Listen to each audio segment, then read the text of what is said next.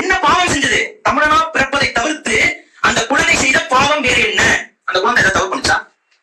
சிறுவர்கள், சின்ன பசங்க, மழலைகளை சுட்டு கொண்டிருக்கான். தலைவருடைய மகன், தலைவருடைய மகனை கொள்ளும் போது தலைவருடைய மகனுக்கு என்ன ஆயுது? நெஞ்சில குண்டு.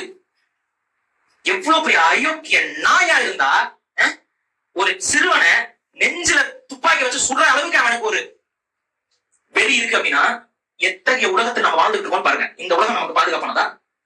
இந்த உலகம் நமக்கு பாதுகாப்பானதா? ஒரு நொடி யோசிச்சு பாருங்க. தமிழகத்தில் பிறந்துட்டோம். உங்களுடைய பிறப்பை எழுதக்கூடிய பிரம்மனோ இயேசுவோ அல்லாவோ தமிழகத்துக்குன்னு பிறக்கிறதுக்கு பதிலாக தமிழகம் எழுதுற இடத்துல தமிழ் ஈழம் எழுதியிருந்தா நமது நிலைமை என்ன? தமிழ் ஈழம்னு பிறக்கும் போது நமக்கு விதி மாற்றி எழுதப்பட்டிருந்தது என்றால் நமது நிலைமை என்ன? அதை யோசிங்க. சில பேர் நான் வாய்ப்பூசாம பக்கத்து நாடுங்க சொல்றான். இவனுக்கு தமிழீழம் பக்கத்து நாடு. டெல்லி கவட்டைக்குள்ள இருக்கு. டெல்லி நம்ம கவட்டைக்குள்ள இருக்கு. டெல்லி தலைநகரம். ஆனா தமிழீழம் வேற நாடுங்க. யாரா முதல்ல உங்களுக்கு இந்த நாடெல்லாம் நீங்க உருவாக்கிட்ட? வெள்ளக்காரன்னு ஒருத்தர் வரலைன்னா, பிரிட்டிஷ்காரன்னு ஒருத்தர் வரலைன்னா ஏதா இந்தியா? ஏது இந்தியா?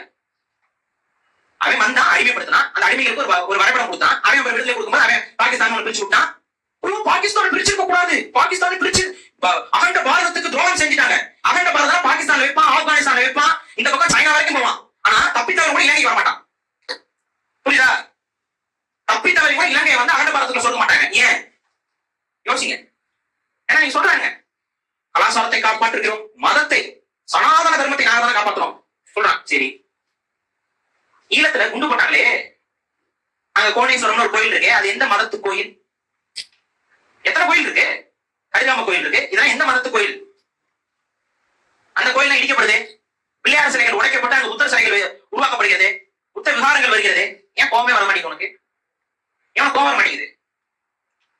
ஒரு இந்த சங்கிகளுக்கு ஒரு நிகழ்வு நம்ம சொல்ல வேண்டியது இருக்கு.